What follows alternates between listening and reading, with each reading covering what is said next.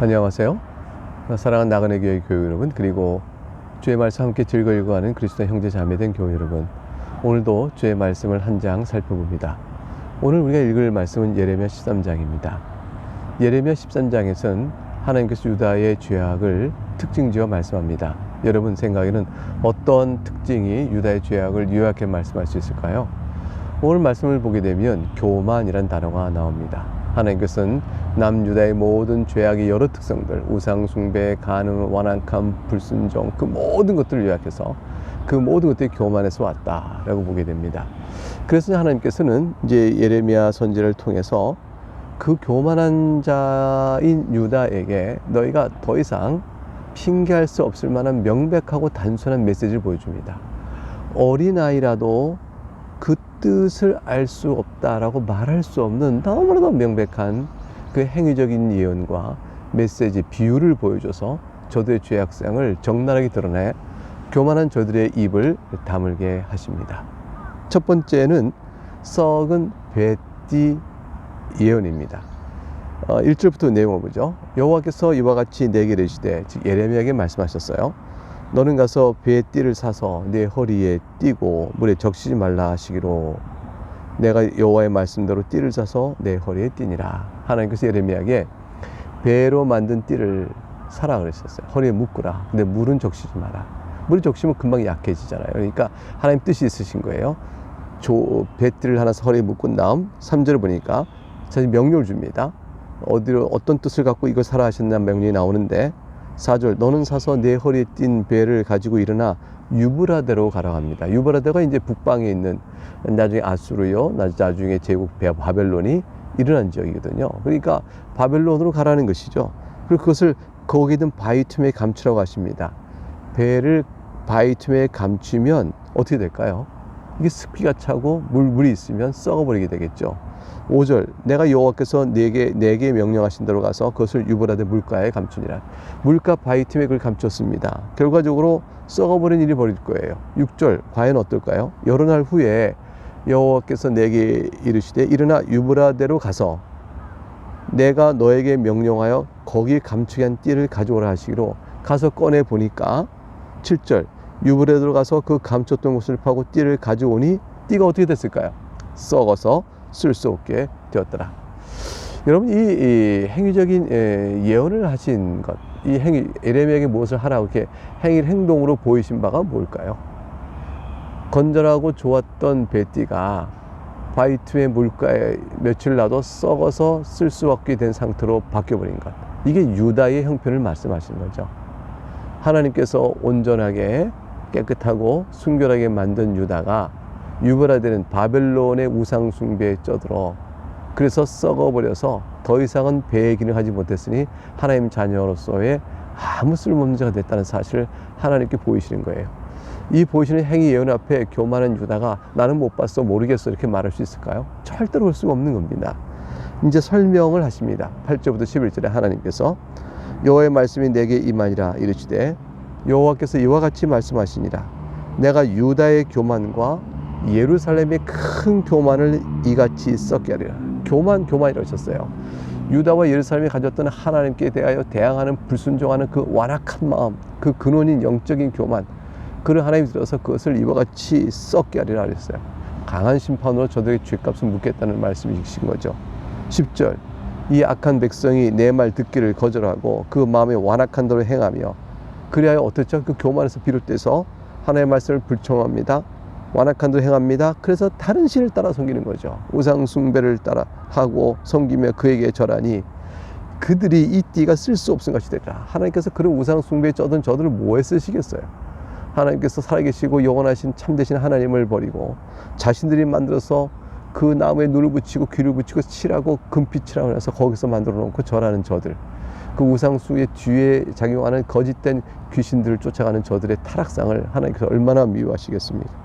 썩은 배띠와 같다. 여러분 이 말씀을 우리에게 한다고 생각하면서 얼마나 끔찍합니까? 네가 바로 썩은 배띠와 같구나. 하나님께서 우리 이렇게 판정하여 말씀하신다면 우리는 견딜 수가 없죠. 하나님 불쌍히 여기주옵소서. 사실은 우리가 썩은 배띠 같은 자들입니다. 그런데 그리스도 안에서 용서받아서 다시 썩은 배띠가 건전한 말은 처음에 예레미야에게 사라 하셨던 그 깨끗한 뱃띠로 바뀌는 거예요. 이런 가역적 상황이 이게 불가한 건데, 불가역적 상황이 우리에게 벌어진 겁니다. 멀쩡한 것이 썩을 수는 있지만 썩은 것이 어떻게 깨끗하게 될 수 있을까요? 이거는 자연 법칙상도 안 되는 거죠. 무질서가 점점 증가하는 엔트로피 법칙에도 안 되는 일이에요. 근데 썩은 우리가 건전한 뱃띠로 바뀝니다. 남유다가 썩었다는 말씀에는 하나님께서 저들을 새롭게 하여 구원하실 뜻을 가지고 징계의 선언을 하시는 거라고 볼 수 있습니다. 그럼 저들이 그 뜻을 알고 하나님 앞에 나오면 살겠죠. 11절에 보니까 여호와의 말씀이니라 띠가 사람의 허리에 속한 같이 내가 이스라엘 온 집과 유다 온 집으로 내게 속하게 하여 그들로 내 백성이 되게 하며 내 이름과 명예와 영광이 되게 하려 하였으니, 이 특별히 허리띠라는 것은 사람에게 힘을 나타내잖아요.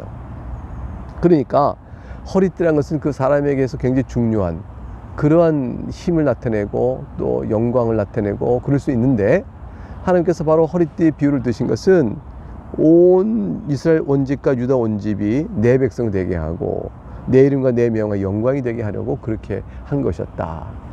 그래서 허리에 뱃띠를 매라 이렇게 하셨던 것이었죠. 근데 저들이 어떻습니까? 듣지 아니하였다. 듣지 아니하였다. 결국은 멸망에 이르고 되고 만 것입니다. 12절에 또 다른 이제 비유를 드십니다. 이제 포도 가죽 그 부대의 비유입니다. 그럼 너는 이 말로 그들에게 이르기를 이스라엘의 하나님 여호와의 말씀에 모든 가죽 부대가 포도주로 차리라 하셨다 하라. 자, 하나님의 말씀을 예레미야를 통해서 전하셨어요. 그 하나님의 말씀을 듣고 하나님께서 모든 가죽 부대가 포도주로 차리라고 하셨다. 아, 그러면 이게 무슨 뜻이지? 여보게들, 하나님께서 우리에게 말씀하셨어. 아, 글쎄 모든 가죽 부대가 포도주 찬데 이 말씀이 뭘까? 이렇게 생각을 해야 될 거 아니겠어요? 근데 저들의 반응이 어떠냐면요, 그들이 예레미야에게 말하기를 모든 가죽 부대가 포도주로 찰 줄을 우리가 어찌 알지 못하리뇨, 이렇게 됐어요. 그것도 예언이라고 하느냐 그 말이죠. 우리도 아는 거다. 아, 가죽 부대, 우리가 포도 농사 잘 져가지고 많은 수확을 거둬서 가죽 부대마다 포도를 차게 하는 일들이야, 그 뭐 아무것도 아닌 일이지, 이걸 예언이라고 하느냐? 이렇게 하나의 말씀을 조롱한 겁니다. 주님께서 이 말씀을 준 뜻들을 생각하지 않은 것이죠.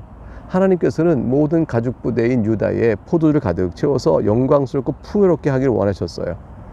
근데 저들이 어떻게 기능할까요? 하나님께 영광을 돌리지 않습니다. 13절 보니까 너는 다시 그들에게 이르기를 여호와의 말씀에 보라, 내가 이 땅의 모든 주민과 다윗의 왕이 앉은 왕들과 제사장들과 선지자들과 예루살렘 모든 주민을 잔뜩 취하게 하고, 이게 포도주마다 가죽보다 포도주 가득 창성 평화 풍요의 복을 누리는 것입니다.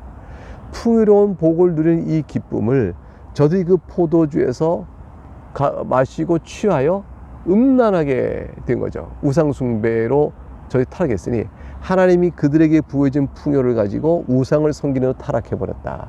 하나님이 탄식이 예레미야 주신 그 말씀 속에 있는 겁니다. 자신들의 악행을 돌아보는 일이 돼야 될 거 아니겠어요? 근데 그들이 타락한 자 보니까 왕, 제사장, 선지자, 예루살렘 모든 주민 다 포함되는 겁니다. 그러니까 사회 전 계층이 타락해버린 거죠. 14절 또 그들로 피차 충돌하여 상하게 하되, 이제 윤륜과 사회의 윤리가 다 무너집니다. 부자 사이에도 그러할 것이, 부자 사이도 서로 존경과 사랑과 예의가 없이 충돌하고 싸웁니다. 뭐 때문에 싸우겠어요? 쾌락, 돈, 명예, 그런 것 때문이죠. 내가 그들을 불쌍히 여기지 아니하며 사랑하지 아니하며 아끼지 아니하고 멸하리라. 하나님의 심판 선언이 그냥 주어졌습니다. 네 가지로 반복하셨죠.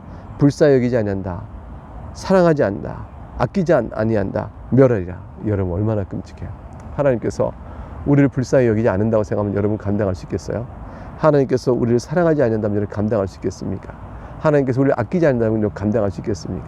우리는 예수 그리스도 안에서 하나님의 불쌍히 여김과 긍휼히 여김과 사랑하심을 흠뻑 받아서 그리스도 안에 선택된 주의 백성이니 하나님이 우리를 아끼시는 자가 되었으니 얼마나 감사한지 모릅니다. 결국은 인륜이 무너지고 골육 상쟁이 벌어지며 모든 간음과 우상 숭배로 가득 찬 땅이 되고 말았다.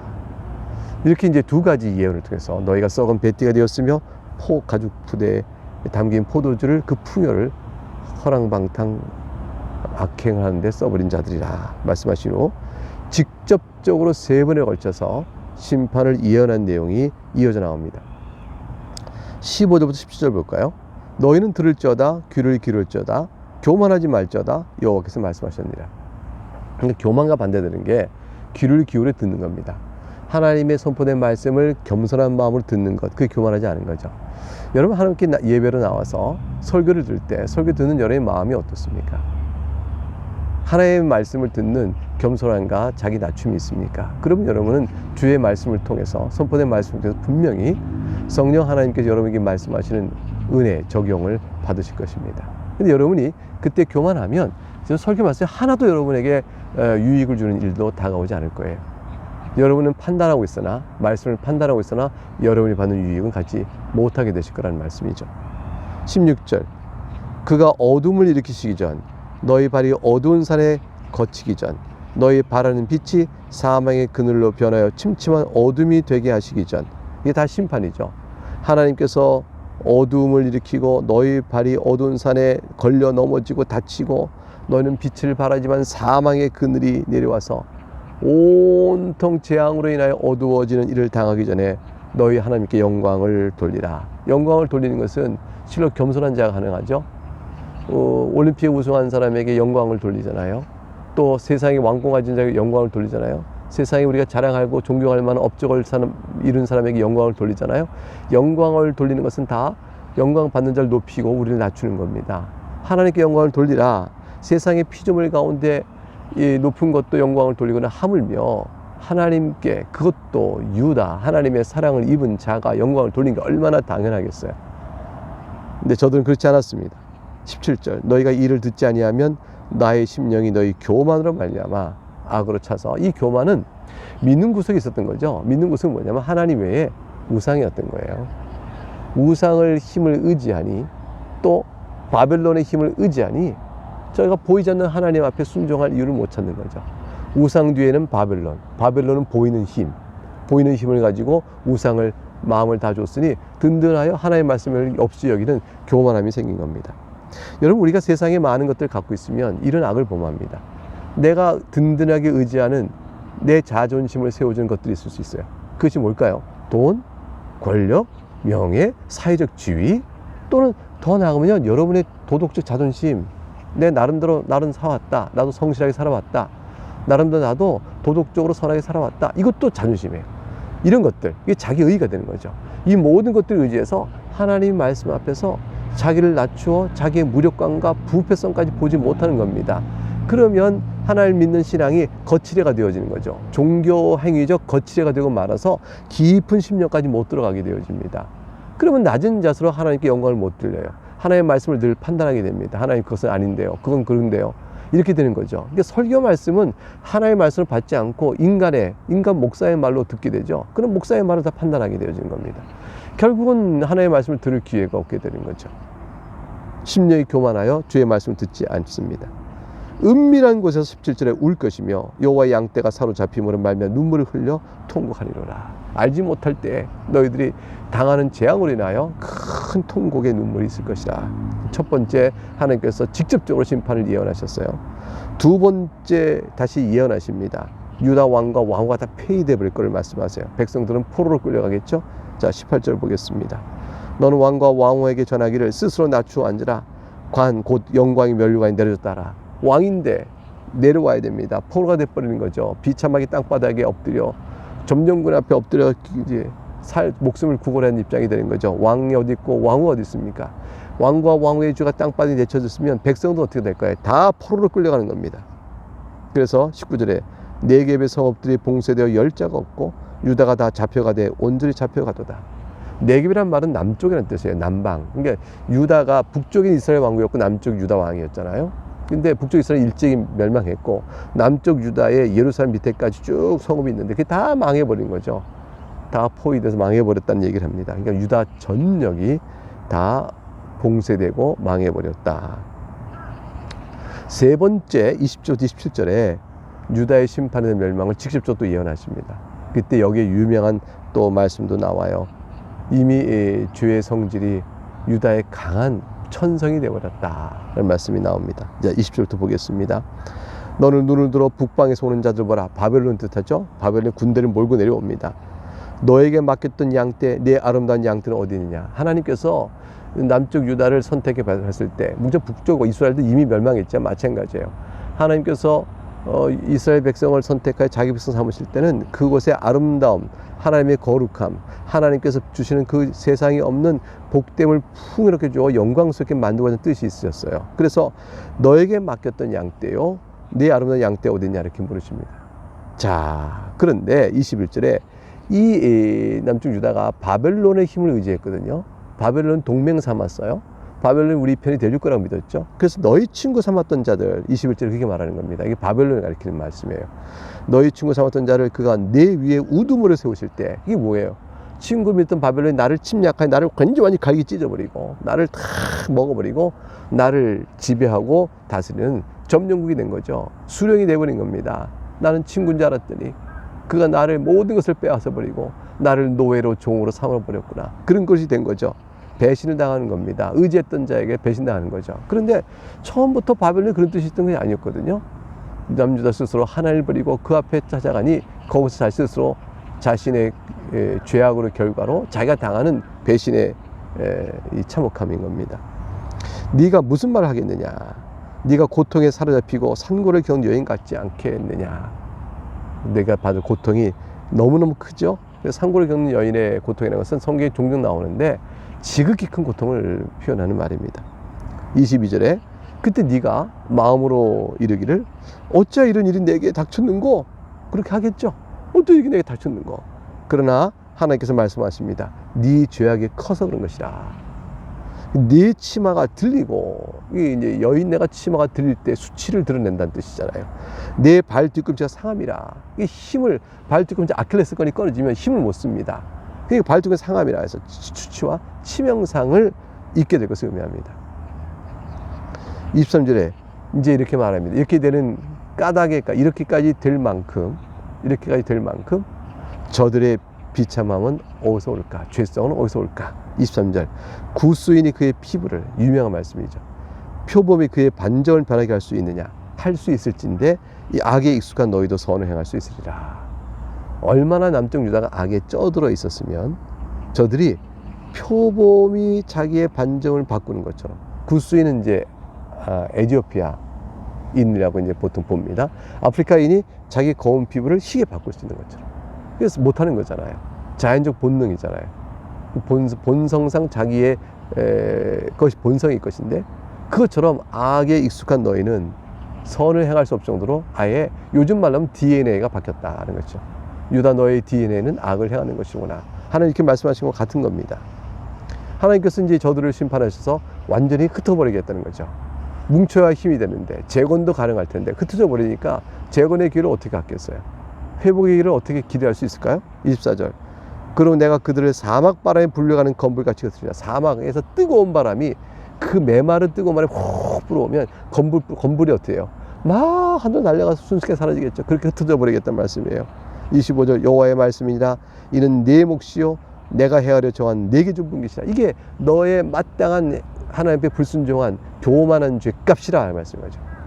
네가 나를 잊어버리고 거절 신뢰하는 까닭에 당하는 내 값이라. 하나님 원망할 수 없다는 겁니다. 자기들 스스로 죄값을 치르는 것이라는 것이죠. 이제 마지막 26절 20절 두 절을 보겠습니다. 이 우상 숭배로 인해서 길고도 험한 처절한 수치가 이어질 것임을 선언하세요. 보세요. 그러므로 내가 너의 치마를 네 얼굴에까지 들쳐서 네 수치를 드러내리라. 이게 유다의 영광스러운 모습은 다 사라지고 참혹하게 되어진 모습을 말합니다. 영광은 찾을 길이 없고 수치가 전매 드러난다. 네, 27절에 하나님께서 이렇게 하시는 일이 내가 너의 간음과 우상 숭배의 간음이죠. 사악한 소리와 그리고 들의 작은 산 위에서 네가 향한 음란과 음행과 가증한 것을 보았노라. 우상 숭배의 죄악은 도덕적인 실제 간음과 음란과 거짓과 또 서로 해치는 일들은 걸 다 사회적 윤리의 타락과 개인적 도덕의 타락, 영적인 우상 숭배, 이게 다 맞물려 있어요. 하나님의 계명의 법들을 지키지 않게 되는 거죠. 그런 것도 하나님이 보았다고 말씀하십니다. 그리고 그 다음 말씀 잘 보세요. 화 있을진저 예루살렘이여 네가 얼마나 오랜 후에야 정결하게 되겠느냐 하시니라. 이 말씀의 마지막 말씀은 우리에게 사실은 네가 언제 얼마나 오랜 동안 이와 같은 재앙과 징계를 받아야 정결하게 되겠느냐. 이번 첫 번째로는 너희가 정결하게 된 일이 매우 오랜 동안 징계의 재앙을 받아야 겨우 되겠느냐. 그래서 징계가 매우 길 것을, 아주 오래될 것을 먼저 얘기합니다. 하나님께서 너희의 죄악은 실로 커서 악을 행하고 선을 행하지 않는 것이 너희 천성이 되어져서 구수인의 피부요 표범의 반점 같은 것이 되어버려서 너희는 간단한 재앙의 징계로 너희가 돌이켜 정결케 될 수가 없는 자다. 길고 긴 처절한 그런 징계가 있을 것임을 말씀하는 무서운 뜻이 여기 담겨 있죠. 얼마나 오랜 후에야 정결하게 되냐는 말씀 속에.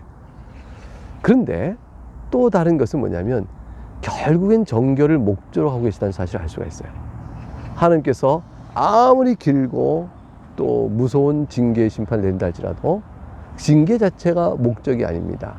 이방인들에게는 멸망이 목적이에요. 심판이니까. 근데 하나님 택한 백성에게는 징계라고 그랬습니다. 돌이켜 회복시키는 거죠. 정결의 은혜를 입어 회복해 하시는 겁니다. 이것이 얼마나 오랜 후에야 정결이 되겠냐는 말은 뒤집어 얘기하면 아무리 죄악이 깊어도 하나님께서는 그 징계와 재앙을 통해서라도 마침내 그들을 정결케 돌이킨다는 것입니다. 그러니까 어떤 죄악도 정결케 되지 못할 것이 없다는 거죠. 하나님 택한 백성에게 쓴 말입니다. 오랜 재앙이 있을 수는 있어요. 그러나 정결케 되지 못할 죄는 없다. 어떤 자라도 예수 그리스도 안에서 용서의 은혜를 받습니다. 용서받지 못할 죄는 없는 겁니다. 이 말씀이 우리에게 결국은 희망과 회복을 보여줍니다. 가장 무서운 심판을 내린 그 자리 속에서 회복의 말씀을 가져주신 여호와 하나님을 찬양해야겠습니다. 이 말씀의 궁극적 성취는 바벨론에서 그들이 돌아오고 돌아온 그들을 통하여 보여지는 그리스도 안에서 이루어지는 교회의 그림자적인 성취를 통해서 우리 가운데서 이미 이루어졌다는 사실을 알 수 있게 되는 것이죠. 네, 오늘 여기까지 읽었습니다. 내일 다시 14장을 읽어가도록 하겠습니다. 주 안에서 평안하시기 바랍니다. 샬롬.